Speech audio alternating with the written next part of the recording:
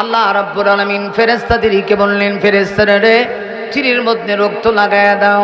রক্ত যখন লাগায়া দিয়েছে, আমার ভাইয়েরা উল্টা দিক থেকে যখন 3 রক্ত সহ জমিনে আসলো, নমরুদ খুব বেশি খুশি হয়েছে, টল করতে শুরু করে দিয়েছে। ইব্রাহিম, তোমার আল্লাহকে আমি শেষ করে ফেলেছি, আল্লাহকে হত্যা করছি। নাউজুবিল্লাহ, জোরে গন, আল্লাহকে মেরে ফেলেছি। ইব্রাহিম নবীর অন্তরে কি পরিমাণ আঘাত লাগতে পারে। পয়গম্বর ইব্রাহিম আকাশের দিকে তাকায় তাকায় বলে,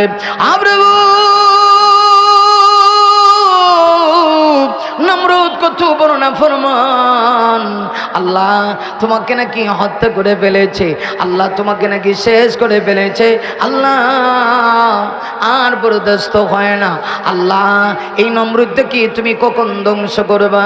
আল্লাহ ডেকে বলে, ইব্রাহিম একটু সময় লাগবে, কেননা আমি আল্লাহ বড় ধৈর্যশীল, আমি আল্লাহ এত তাড়াতাড়ি ধরি না, ধরলেই কিন্তু আমি আল্লাহ ছাড়ি না। ইব্রাহিম একটু সময় লাগবে। ইব্রাহিম কিছু দিনের ভিতরে আমি আল্লাহর পক্ষ থেকে একটা গজব আসবে, আমি আল্লাহর ওই গজবে মুহূর্তের ভিতরে নমরুদ এবং তার সৈন্যবাহিনী সবগুলিকে আমি আল্লাহ ধ্বংস করে দিব। ইব্রাহিম নবী জানায় দিলেন, নমরুদ আল্লাহকে হত্যা করতে পারো নাই, কিছুদিন অপেক্ষা করো, আল্লাহর গজব তোমার উপরে আসবে। আমার ভাইয়েরা, আমার দেশে দেখবেন কিছু লোক কেমন আছে, আল্লাহর গজব নিয়েও তারা খেলা শুরু করে, ঠিক কিনা? এই নমরুদ ক্ষমতা তার কম ছিল না, এত বেশি ক্ষমতা।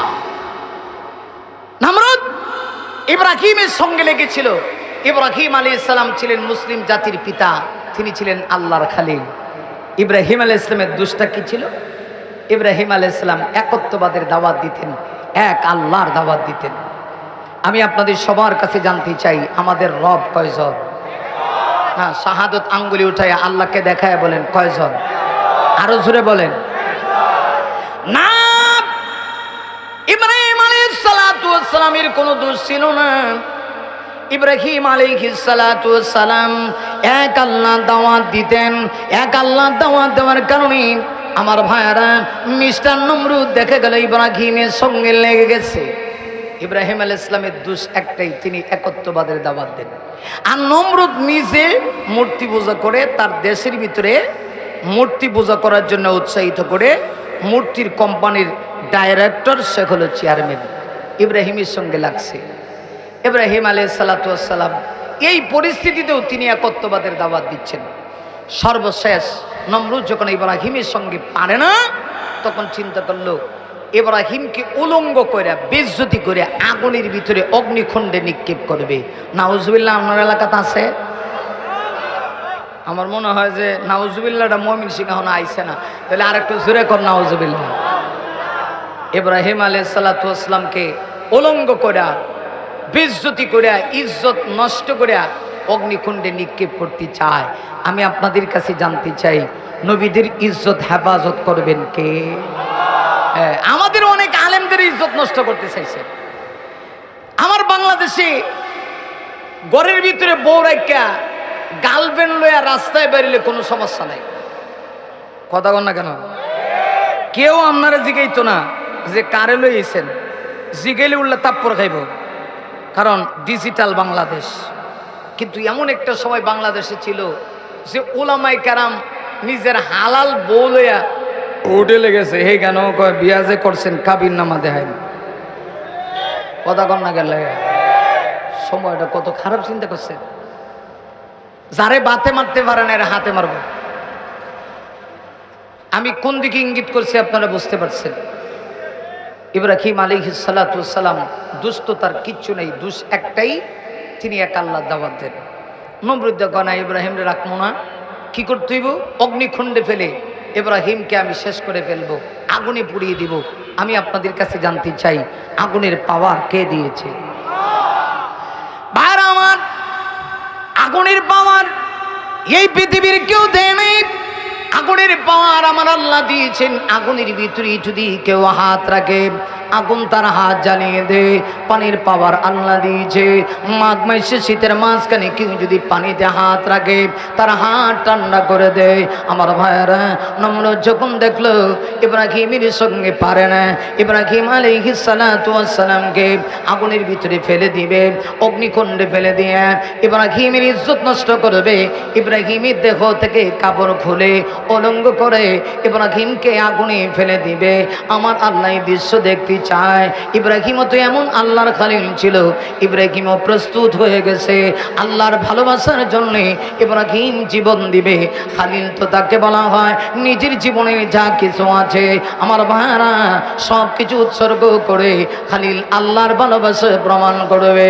লক্ষ্য করে দেখুন, নমরুদ ইব্রাহিম আলাইহিস সালাতু ওয়াস সালামকে আগুনের ভিতরে ফেলে দেওয়ার জন্য যখন বিশাল বড় অগ্নিকুণ্ড করেছে, আমার ভাইরা তাফসীরে কিতাবের ভিতরে আসে 1 মাস পর্যন্ত লাকড়ি জমাইছে।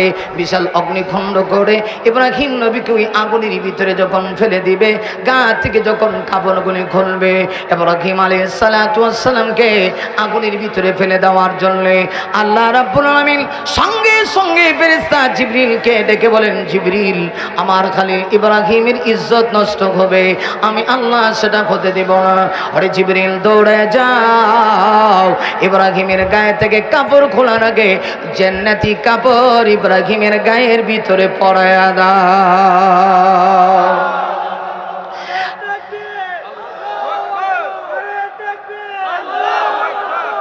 মাশাআল্লাহ, তাকবীর দিছেন তো মরা মার্কাকে লেগে দেন। দিলে একটু জোরে দিবেন, আর না দিলে না হয় ভালো করে, আর না হইলে দরকারই নেই। ঠিক কিনা? জোরে আওয়াজ করে ভাইরা আমার লক্ষ্য করে দেখুন, ইব্রাহিম আলাইহিস সালাতু ওয়াস সালামকে নমরুদ তার দিকের কাপড় খুলে ইব্রাহিমকে যখন আগুনে ফেলবে, আল্লাহ পাক জান্নাতে পোশাক বাড়ায় দিলেন। এবার ইব্রাহিমকে আগুনে যখন ফেলবি, আল্লাহর ফেরেশতা হযরত জিবরিল আলাইহিস সালাতু ওয়াস সালাম আগমন করলেন। এসে ইব্রাহিম নবীকে ডাক দিয়া বলে, ইব্রাহিম, আপনাকে যে আগুনের ভিতরে ফেলে দেওয়া হবে, ও ইব্রাহিম একটাবার বলুন, আমরা আপনাকে বাঁচানোর জন্য চেষ্টা করব। হযরত ইব্রাহিম তখন জবাব দিয়া বললেন, আমি যে আগুনের ভিতরে পড়ে যাব, আমার রব কি দৃশ্য দেখে না? কয় হ্যাঁ দেখে। যদি আমার রব এই দৃশ্য দেখে, তাহলে আমার কিসের ভয়, কিসের চিন্তা? আমার আল্লাহর ভালোবাসার জন্য তো আমি আগুনের ভিতরে জাপ দিতে চাই। অতএব আল্লাহ যদি ভালো লাগে, আল্লাহর যদি ভালো লাগে, আমি ইব্রাহিম একবার নয় 1000 বার আগুনের ভিতরে জাপ দিতে রাজি আছি। আমার ভাইরা, ইব্রাহিম আলাইহিস সালাম বললেন, আমি আল্লাহর জন্য সবকিছু করতে রাজি। বলুন তো দেখি, এই আগুনের পাওয়ার কে দিয়েছেন? আল্লাহ। ইব্রাহিমকে যখন নমরুদ সে আগুনের ভিতরে নিক্ষেপ করবে, আল্লাহ পাক আগুনকে নোটিশ জারি করে দিলেন, কুলনা ইয়া নারু কুনি বারদান ওয়া সালামান আলা ইব্রাহিম। আল্লাহ পাক ঘোষণা করে দিলেন, আগুন তুমি আমার বন্ধু ইব্রাহিমের জন্য শীতলদায়ক ঠান্ডা হয়ে যাও। সুবহানাল্লাহ জুড়ে বলুন। কারণ ঠান্ডা বেশি হইলেও সমস্যা, বেশি হইলে, খুব বেশি ঠান্ডা লাগলে সমস্যা হয় না? যেমন আমার ঠান্ডা লাগে, টনসিল হয়ে গেছে। এই টনসিলের কারণে আমার কথা বলতে এমনিতে একটু কষ্ট হয়। আমার পানের ভাইরা লক্ষ্য করে দেখেন, তাহলে গরমও বেশি হইলে সমস্যা। ইব্রাহিম আলাইহিস সালামকে আগুনের ভিতরে ফেলে দিবে। যদি আল্লাহ অর্ডার করে আগুন ঠান্ডার ব্যাপারে, আল্লাহ যদি ঘোষণা করে দেয় যে ইব্রাহিমের জন্যে তুমি একেবারে ঠান্ডা হয়ে যাও, সেই ঠান্ডা এত বেশি ঠান্ডা, সেই ঠান্ডার ভিতরে ইব্রাহিমকে ফেলে দিলে দেখা যাবে ইব্রাহিম আলাইহিস সালাতু ওয়াস সালাম ঠান্ডার মধ্যে ক্ষতিগ্রস্ত হয়ে যাবেন। তাই আল্লাহ পাক ঘোষণা করে দিলেন, হে আগুন তুমি আমার বন্ধু ইব্রাহিমের জন্য শীতলদায়ক ঠান্ডা হয়ে যাও, অর্থাৎ এয়ার কন্ডিশন হয়ে যাও, যেটার মাধ্যমে আমার বন্ধু ইব্রাহিমের কষ্ট না হয়। আমার পানের ভাইরা, ইব্রাহিম আলাইহিস সালামকে আগুনে ফেলে দেওয়া হলো। তাফসীর কিতাবের মধ্যে লেখছে, ইব্রাহিম আলাইহিস সালাতু ওয়াস সালামের শরীরের একটা রোমা পর্যন্ত জ্বালাইতে পারল না। নমরুদ যখন দেখলো ইব্রাহিমকে আগুনে ফেলে দেও লাভ হয় নাই, এবার কয়, ও ইব্রাহিম, তাইলে তোমার সঙ্গে আর আমার আর চলবে না, এখন খেলা হইব তোমার আল্লাহর সাথে। নাউজুবিল্লাহ। আগামী বছর বাড়ি গিয়ে কয়ে আরো আসতে কর নাউজুবিল্লাহ। আমার ভাইরা, তাহলে একটু চিন্তা করে দেখেন তো, এখন সাহস করতে করতে করতে করতে করতে গিয়ে কার সাথে যুদ্ধ করতে চায়? আল্লাহর সাথে। আপনারা মনে রাখবেন, আল্লাহ পাক মানুষকে এত তাড়াতাড়ি ধরে না, কিন্তু আল্লাহ যদি কাউকে ধরে তখন কিন্তু ছাড়ে না। কথা কোন ঠিক কেনা? আরো জোরে কান। আমি ছেড়ে দিব। রাত এমনিতে একটু বেশি হয়েছে বুঝতেছি, তবে কেউ নড়াচড়া করবেন না। আশেপাশে অনেক মানুষের কষ্ট হবে। মূল কথাটা বলে আমি আলোচনা শেষ করে দিব, আপনারা কেউ নড়াচড়া করবেন না। আমার বোনের ভাইরা একটু খেয়াল করেন, আল্লাহ ধরা শক্ত ধরা। আল্লাহ কাউকে ধরে না, ধরলে এত তাড়াতাড়ি ছাড়ে না। ইন্না বাতশা রাব্বিকা লাশাদীদ। আল্লাহ রাব্বুল আলামিন যদি কাউকে ধরে তাহলে খুব শক্ত করে ধরে, কঠিন করে ধরে। ঠিক কিনা? জোরে বলেন।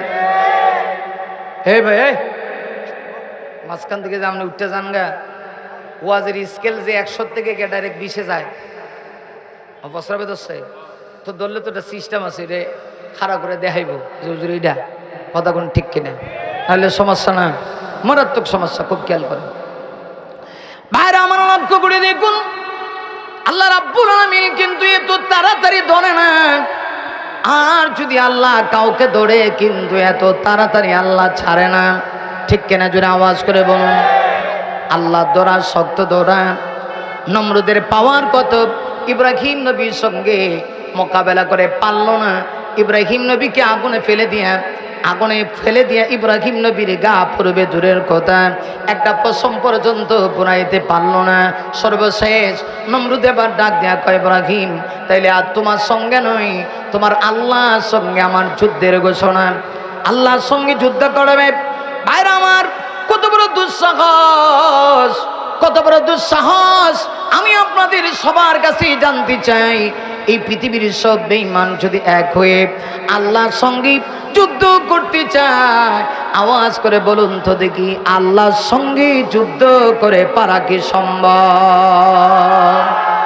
এই পৃথিবীর সব বেঈমান, সব নাস্তিক, সব নাফরমান যদি এক হয়, সব তাগুত যদি এক হয় আর আল্লাহর সাথে যুদ্ধ করতে চায়, আল্লাহর সাথে যুদ্ধ করে পারবে না।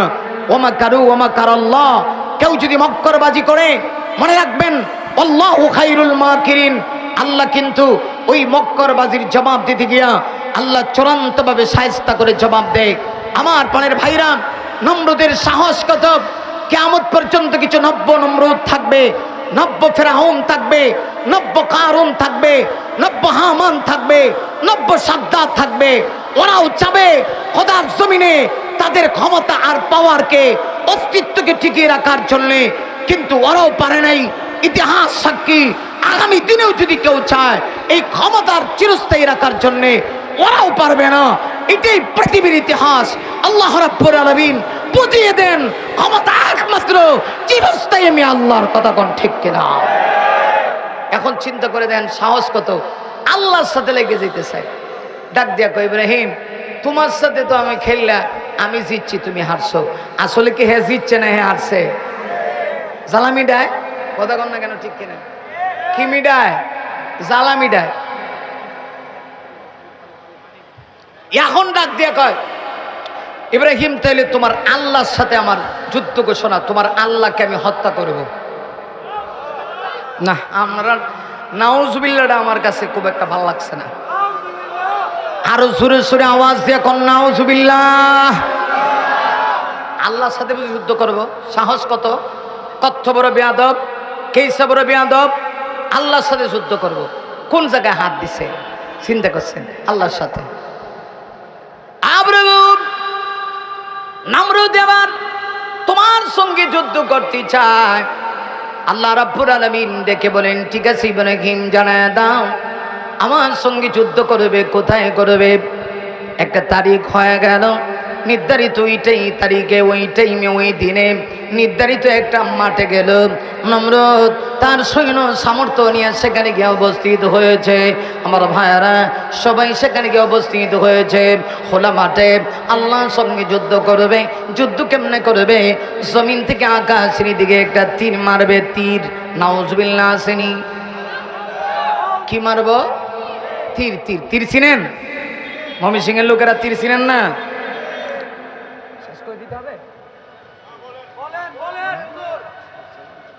আচ্ছা আচ্ছা, সিস্টেম করে একটু একটু, রাত তো আসলে বেশি হয়ে গেছে, আপনি আমাকে আরেকটু আগে দেওয়া দরকার ছিল। এরপর আলহামদুলিল্লাহ শ্রোতারা যথেষ্ট কোরআন প্রেমিক, ঠিক কিনা জোরে বলেন? সত্য কথা বললে কষ্ট হয়। সত্যের পক্ষে গান গাই বলে আমি বিদ্রোহী, সত্যের পথে ডাকি বলে আমি বিপ্লবী, ঠিক না? আরো জোরে, ঠিক না? সত্যের পক্ষে গান গাই বলে আমি বিদ্রোহী, সত্যের পথে ডাকি বলে আমি বিপ্লবী। কোরআনের কথা বলি তাই বলে আমাকে মৌলবাদী, জিহাদের কথা বলি তাই বলে আমাকে জঙ্গিবাদী, ঠিক কিনা?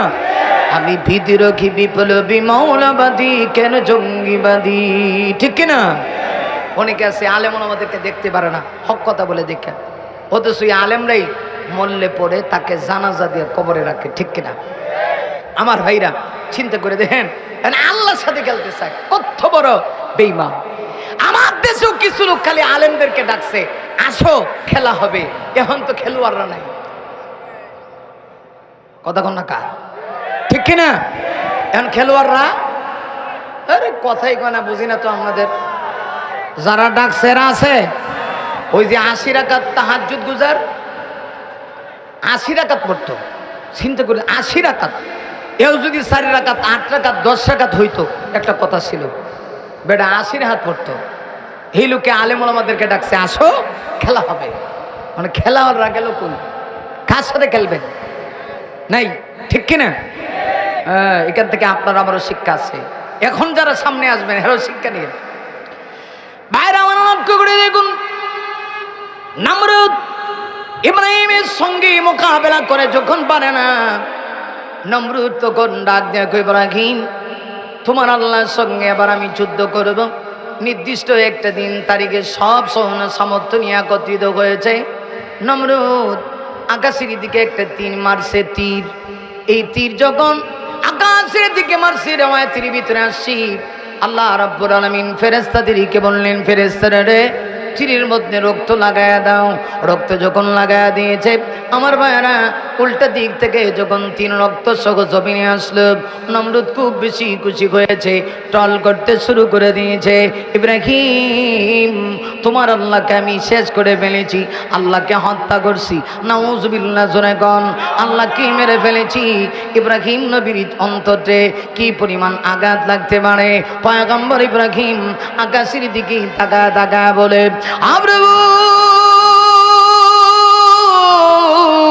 নমরুদ কত বড় না ফরমান, আল্লাহ তোমাকে নাকি হত্যা করে ফেলেছে, আল্লাহ তোমাকে নাকি শেষ করে ফেলেছে, আল্লাহ আর বরদাস্ত হয় না, আল্লাহ এই নমরুদকে কি তুমি কখন ধ্বংস করবা? আল্লাহ ডেকে বলে, ইব্রাহিম একটু সময় লাগবে, কেননা আমি আল্লাহ বড় ধৈর্যশীল, আমি আল্লাহ এত তাড়াতাড়ি ধরি না, ধরলে কিন্তু আমি আল্লাহ ছাড়ি না। ইব্রাহিম একটু সময় লাগবে, ইব্রাহিম কিছু দিনের ভিতরে আমি আল্লাহর পক্ষ থেকে একটা গজব আসবে, আমি আল্লাহর ওই গজবে মুহূর্তের ভিতরে নমরুদ এবং তার সৈন্যবাহিনী সবগুলিকে আমি আল্লাহ ধ্বংস করে দিব। ইব্রাহিম নবী জানায় দিলেন, নমরুদ আল্লাহকে হত্যা করতে পারো নাই, কিছুদিন অপেক্ষা করো, আল্লাহর গজব তোমার উপরে আসবে। আমার ভাইয়েরা, আমার দেশে দেখবেন কিছু লোক কেমন আছে, আল্লাহর গজব নিয়েও তারা খেলা শুরু করে, ঠিক কিনা? কথা শেষ করে দিচ্ছি, খুব মনোযোগ দিয়ে শোনেন। আমার দেশে 2-3 বছর আগে একটা আল্লাহর গজব, একটা বেমার আইছিল, এটার নাম আপনারা জানেননি? সবাই একটু কন্ত দিকে আমার কান পর্যন্ত আওয়াজ আসে। Corona, mister corona. এই করোনাও আবার কয়েক ধাপে আইছে। প্রথম ধাপে যখন আইছে তখন আমরা দেখছি না, ঠিকই এটা করোনা বড় মারাত্মক, যারে ধরছে খারা আছেন ভরে গেছে গা, অনেক মানুষ মারা গেছে। কিন্তু দ্বিতীয় ধাপে যখন করোনা আসলো, করোনা তখন খুব চালাক হয়ে গেল, এটা সব জায়গায় গেছে না, বিশেষ করে মাদ্রাসায় গেছে, মসজিদে গেছে, ওয়াজ মাহফিলে গেছে, আলেম ওলামাদের কাছে একটু বেশি গেছে। আর আজ তখন ঠিক কিনা? তাহলে বোঝা যায় করোনা খুব চালাক। এই করোনা দিয়েই কত ইতিহাস, কত খেলা হয়েছে, কথা কোন ঠিক কিনা? ঠিক। আল্লাহ দিছে গজব, আর হেরা এই গজব নিয়ে খেলা শুরু করে দিছে। আমার পানের ভাইরা লক্ষ্য করে দেখেন, ইব্রাহিম আল্লাহকে ডাক দেয়া, কয় আল্লাহ, আল্লাহ তোমার গজবটা কখন আসবে? আল্লাহ জানায় দিছে অমুক দিন অমুক তারিখে আমার গজব আসবে। ইব্রাহিম নবী জানায় দেয়, নমরুদ টল করে হাসে, কয় আল্লাহরে শেষ করে লেছি, তীর মারছিলাম, হের আল্লাহ হারে নাই, এখন বুঝি গজব আসবে। হঠাৎ করে দেখা যায় আল্লাহর পক্ষ থেকে একটা গজব চলে আসলো। আমার ভাইরা, আকাশ থেকে খণ্ড খণ্ড হয়ে দোয়া আসতে শুরু করলো।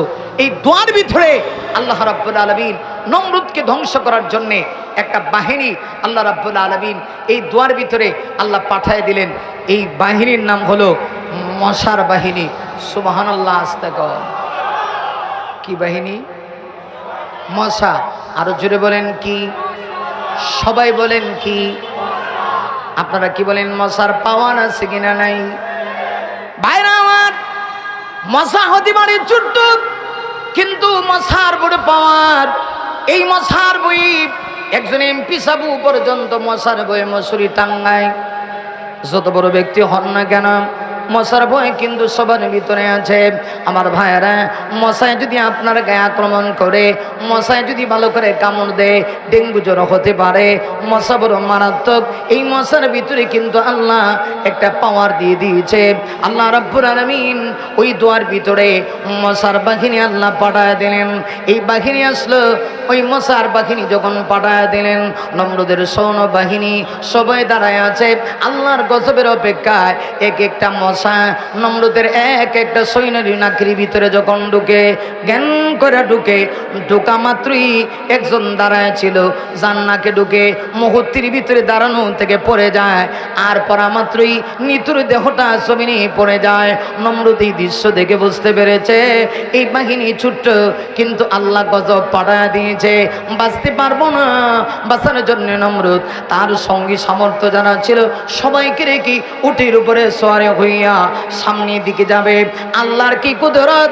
এই মশার বাহিনীর ভিতরে ছোট্ট একটা মশা ছিল, এটা আবার ল্যাংড়া, হাঁটতে পারে না, হাঁটতে পারে না, চলতে পারে না, টেক নাই। বাহিনী যখন আসে, সে ওই রাস্তার পয়েন্টে পিছনে রয়ে গেছে। ছোট্ট মশা, ল্যাংড়া মশা আল্লাহকে ডাক দেয়া কয়, আল্লাহ গো, একটু সুযোগ দাও না। আল্লাহ, তুমি আমাকে ল্যাংড়া বানাইছো তো কি হয়েছে? আল্লাহ, এই তোমার নাফরমান, তোমার দ্রোহী, তোমার নাফরমান এই নমরুদটাকে আল্লাহ সুযোগ দিলে আমি তাকে চূড়ান্ত শায়েস্তা করতে চাই।